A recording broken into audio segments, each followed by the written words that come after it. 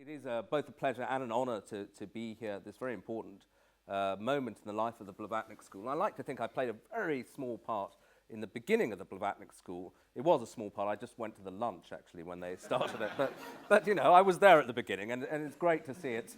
It's great to see it now up and running and doing such important work. The subject of this final session of the symposium is deepening democracy, which is something that is an issue that's cropped up really throughout my life as a journalist. One of the first and most interesting things I did as a foreign correspondent, working then for The Economist, was to cover the Cambodian elections in the early 1990s, which was then the biggest UN operation they'd ever staged, the biggest peacekeeping operation, then followed by an effort to have, a highly ambitious effort to have elections, UN-supervised elections throughout this kind of war-torn, broken country. And it was an exercise I still have mixed feelings about. In one stage, in one direction, it was a very important way of bringing that horrible conflict to a close, setting up a legitimate basis for a new government in Cambodia. So it played a role in ending the bloodshed. And yet the democracy that emerged was, despite the best efforts of the UN and despite what was probably quite a clean election, was a flawed democracy and still is. So it left me wondering, and I still think about this subject, well, what does it mean to try to convert a country to democracy, to entrench those institutions? We all know that, as they say, democracy is about more than voting, but what are those extra elements that you need? And that's, I think, going to be a large part of the discussion that we have today. To kick us off, we're greatly honoured to have Louise Arbour here, who has thought more deeply about these issues than most. She's currently president of the International Crisis Group, and I should say that there are, I know as a journalist, a great many think tanks in the world, a great many research groups. The ICG is one of the really the most important. It does kind of uniquely deep work into some of the knottiest issues of the world, and it's something I turn to as a reference all the time. And in her previous incarnations, Louise was UN High Commissioner for Human Rights and Chief Prosecutor for the International Criminal Tribunal for Yugoslavia. She's going to speak for about 20 minutes, I think, and then we'll have some of the students to join us up here on stage to take part in the discussion about this topic of deepening democracy. So, Louise, I'll hand over to you now. Thank you. Well, thank you very much. I'm also very delighted to be here. In the course of the last few minutes, I'm struggling to find any possible connection I could express with this great university. I don't play rugby. I don't understand how it's played, so that rules that one out. But actually, of course, I reminded myself that the greatest connection I have with Oxford is Chris Patten, who was the chairman of the board of International Crisis Group until he very misguidedly decided to take over the BBC Trust, something that, in retrospect, he must think that the resolution of armed conflict in Crisis Group was more to his liking, but I'll leave that for him to decide.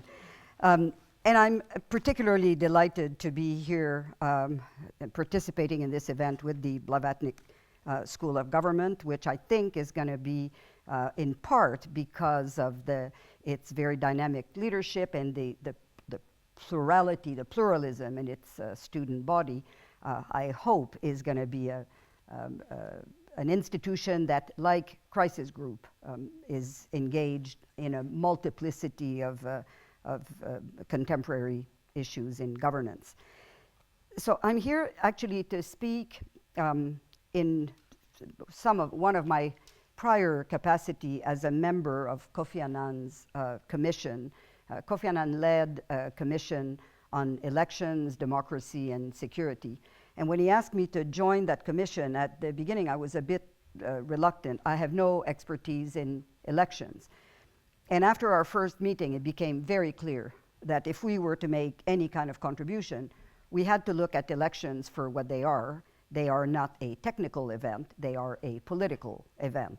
And in that context, I felt considerably more comfortable, and I think the product, which I think some of you have looked at, I think is a very useful document in looking at this, I think, more modern way of talking about elections with integrity, rather than the more now stale sort of free and fair elections, which I think is now referring more and more just to the technicalities of whether the ballots were appropriately counted and the method of voter registration was acceptable, which, as you just pointed out, often leads to a technically acceptable election, but a very politically flawed one. And unfortunately, we see a lot of that.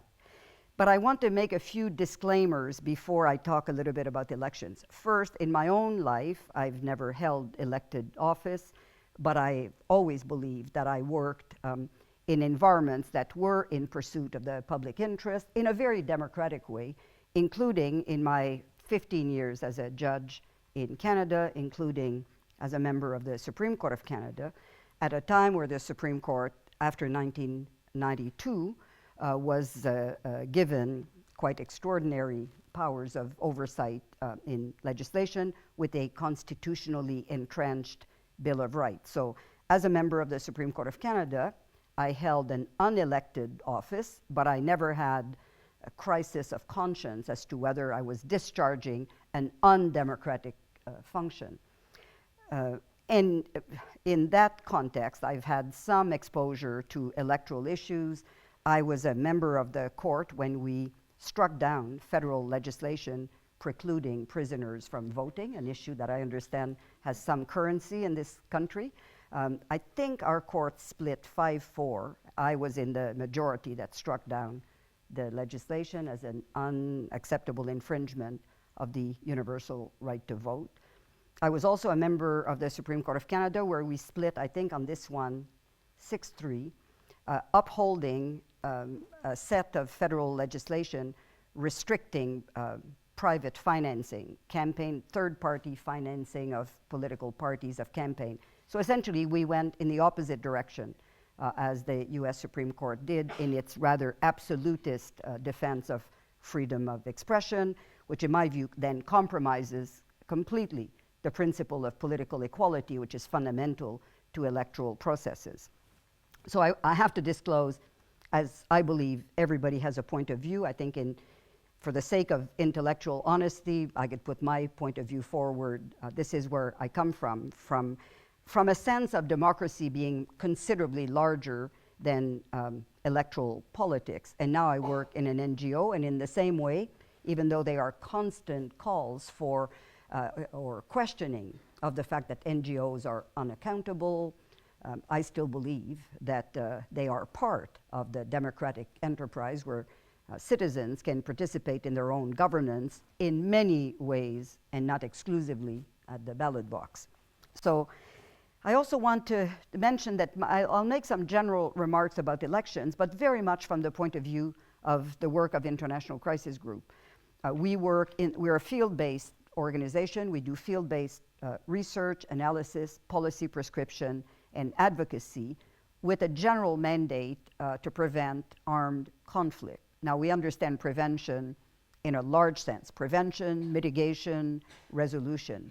We are not a thematic organization. We don't publish anything on a thematic basis like conflict and climate change or conflict and democracy. But in fact, in our work, elections come up constantly. I mean, we very regularly publish. In fact, one of our most recent report on Afghanistan, anticipating the 2014 elections and signaling in an early warning fashion the difficulties in the path of this election, has already produced considerable pushback, I think it's fair to say, from the government of Afghanistan. So we work a lot on elections, and this for me is sort of the luxury of taking the time to try to put a lot of the pieces together. And my remarks draw heavily from the work of our in-house expert, Richard Atwood, who is helping us considerably on putting together all these ideas about elections. So I will talk to you basically on the basis of the work of the Kofi Annan Commission, but very much from a post-conflict environment. So in that sense, I think the most important feature of looking at elections is that they ought to be, they are not always, but they ought to be a kind of mutual security system. That is, they ought to be conceived, in a sense, as a conflict resolution system. They have a lot of other virtues, accountability of leaders and so on, but fundamentally, They are designed to ensure the genuine legitimacy of those who will emerge as the winners, and providing, if they are run with integrity, providing security for the losing parties with a genuine hope of getting another chance 4 or 5 years down the road and behaving accordingly. In our work at Crisis Group, I think we see 4 different types of elections, and they present each one of them with its very own specific national characteristics. If we have any kind of orthodoxy at Crisis Group, is that everything is contextual. You need frameworks, you need ideas, but at the end of the day, there's no substitute for understanding who's doing what to whom in this particular environment. But having said that, post-war elections is one group. I'll put to you 4 different groups. Post-war elections, examples, Côte d'Ivoire, Nepal, Liberia, Iraq, Sierra Leone, and more recently we could put Libya. The main danger, or one of the common threads of dangers in post-war or post-conflict elections, is that nowadays most conflicts, most armed conflicts, end in a negotiated settlement, much more so than in a clear-cut victory. So the problem with a negotiated settlement is that, in a sense, it's a long truce, and the elections are the mechanism by which there will be an actual winner and loser, and in a non-negotiated fashion. They become extremely dangerous where the 2 sides are still armed, and therefore disarmament and demobilization is always seen as a sine qua non of a decent election, but it doesn't always happen. So both sides are armed. Sometimes they're pretty evenly matched, or sufficiently evenly matched to inflict a lot of damage to each other. And the stakes are very high because the negotiated settlement, as I said, did not produce a winner. And very often, this happens in a genuine winner-takes-all environment. And by that, I don't mean first past the post, and I mean an environment in which, for instance, there's an extremely strong, almost imperial presidency, where the executive power is very, very strong. And therefore, the fight for the presidency means that the winner will not only have immense political power, but very often tremendous economic power as well. So the stakes are very, very high.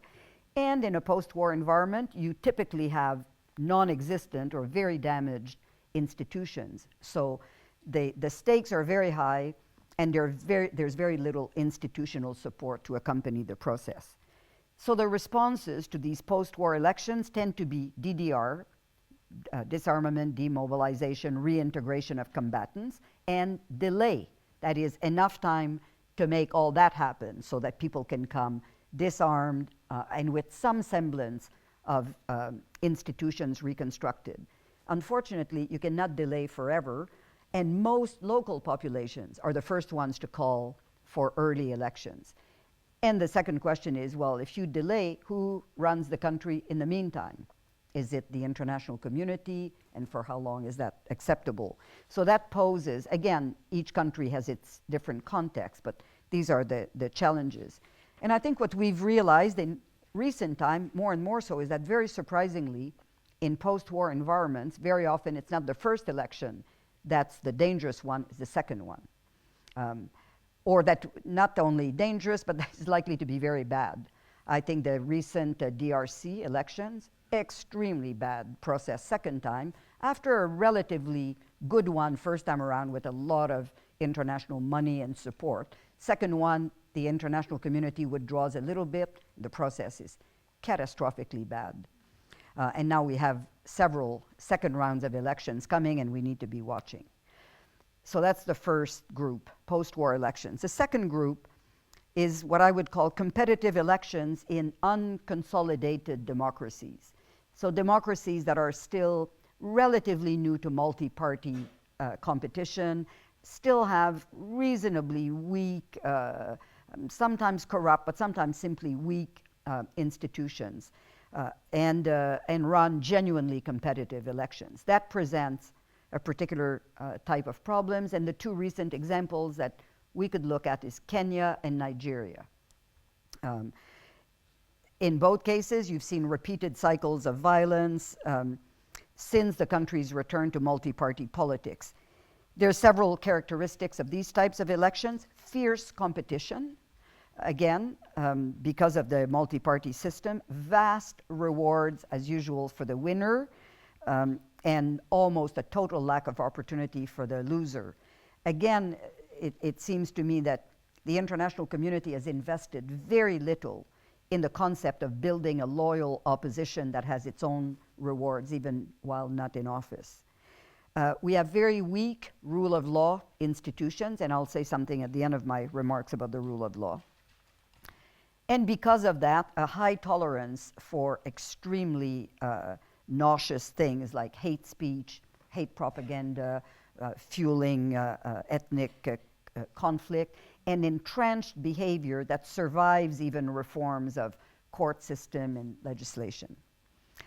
So the key in these competitive elections in unconsolidated democracies, and if you have the key, I'd be very happy to hear it, is how can we persuade ruling elites essentially to pursue reforms that will lower the stakes and increase the cost of cheating, both of which go against their entrenched interest, particularly the incumbent legislative and executive power. What is the formula? What can we appeal to persuade them to embark in reforms that, as I said, lower the imperialist nature of the presidency, for instance, distribute power, devolution, the more equal distribution of power, and increase the cost of cheating by having proper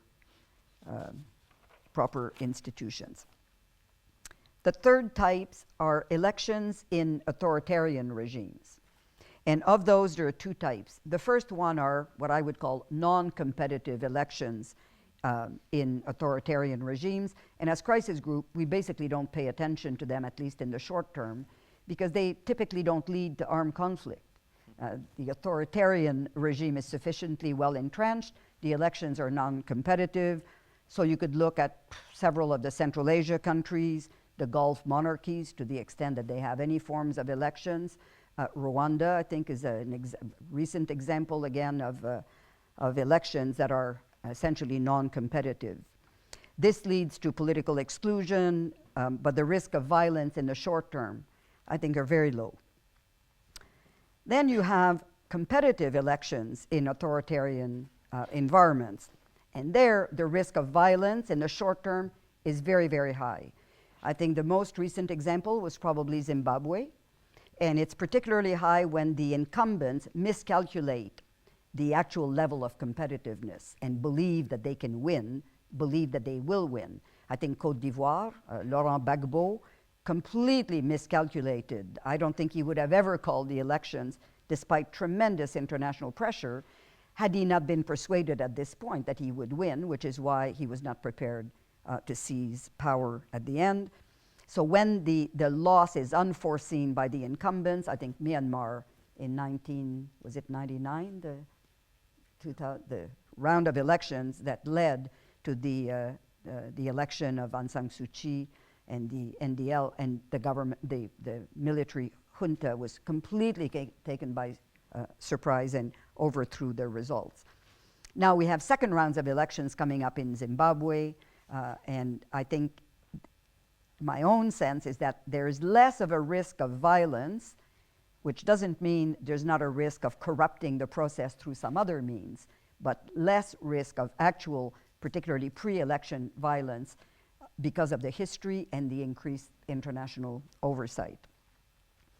And then we have, in a sense, post-authoritarian elections or elections in countries that are in transitions through some other means, such as Arab Spring transitions, some top-down like Myanmar, some bottom-up like Tunisia, Egypt, or elections that take place not after conflict, but for instance, after the death of a leader, Guinea, for instance, long entrenched authoritarian regimes. Now the problems that they present is chaos, I think, in a lot of cases. Not a lot of time, events that happen relatively quickly. let me just make, so these are the general types of elections. I'll just make some general observations and then maybe we could open up for a conversation. The first one is that sometimes I think we have too high expectations of electoral processes. The reality is that elections reflect rather than transform the conditions in a country at that moment in their histories. Countries that have a lot of violence have violent elections. Countries that have a lot of corruptions have stolen elections, or actually fraudulent election, not necessarily stolen.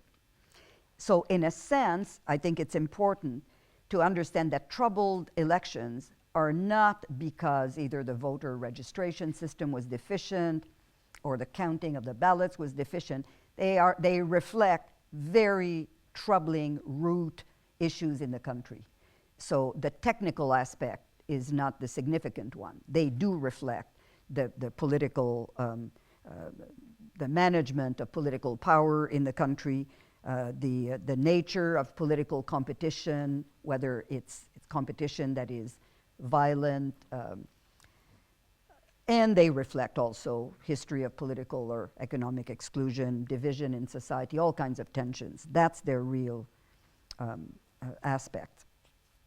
The second observation is that rules and institutions matter immensely.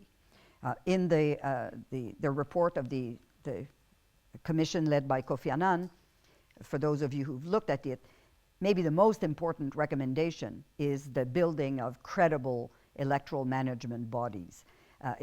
They are absolutely fundamental. Again, in Nigeria, the last election, the appointment of one credible chair of the Electoral Commission was transformative, at least in the technical quality of the institution. There was lots of violence afterwards, but it was really transformative to have one sort of credible, well-respected leader of an electoral management body. But again, they can only function if there's also courts and law enforcement capacity and so on, but the first port of call are these elections commission. The third observation is that there's, in our view, too much emphasis on observation and assistance to electoral processes and not enough on diplomacy. There are, in the cycles of elections in any given country, there are one or two incidents that tell you all. In the last elections in the DRC, when the president changed the constitution in order to not go to a second ballot, to have this was the moment where the international community should have come in very heavily. The signal was all there as to where this process was going to go, and sure enough, it went very badly afterwards. It's extremely difficult to correct after the fact, but there are opportunities to intervene while the process is unfolding. And then finally, and this comes from my colleague Richard Atwood, who puts it, I think, quite brilliantly, you know, if you ask yourself, what are the most dangerous elections? I think it's when someone powerful stands to lose and is prepared to put up a fight. And I think we've seen a lot of that. But having reflected on that, Richard came up with a formula that I think is very clever. He says, elections are dangerous in the short term when they threaten powerful interest, but in the long term, they're dangerous when they don't. And that is, elections where there's no hope of change are very peaceful in the short term. They're very dangerous in the long term. So it's an interesting reflection, I think, looking at a whole range of elections. Early warning, I think, is always called for, and yet, in my experience with crisis group, invariably extremely badly received, both by those who are targeted in anticipation of their bad behavior, and frankly, those who would have a capacity to do something about it. It's very difficult, I think, to think of appropriate remedies. What is a stolen election? Is it one that is so fraudulent that it's demonstrable that the result would have been different? Well, I don't think in our mature democracies we would accept that. Cheating, I think, has to be called for what it is, even if the result would have been the same. So what is then the remedy, and when can we say an election was stolen, and who's going to underwrite a repeat of the process? The key, again, I think, is in the building of institutions, not only electoral management bodies, but media and properly controlled media, courts, law enforcement. And I'll finish on this note because it comes back to my own background. The flavor of the day in the UN system now is rule of law. There's going to be tons of money going to rule of law initiatives. And I'm very concerned, I think it's relevant in the context of elections, that rule of law means a lot of different things to different people. Unfortunately, I think the fact that it's very popular, even amongst authoritarian regimes, is because it is understood as a substitute for law enforcement. So rule of law equals police, courts, and prisons. Well, you're not going to find a lot of authoritarian regimes who find anything wrong about that. As long as you don't look into the content of law, they're very much in favor of robust law enforcement. Unfortunately, I think this is a complete betrayal of the idea of the rule of law, which in my view represents the principle of equal protection and equal benefit of the law, equality before the law. And if this is what is being promoted, I think it will have a lot to do with elections with integrity. But if we're looking at law enforcement as a substitute for repression, I don't think we're going to make the kind of progress that this doctrine has to offer. Thank you, Louise.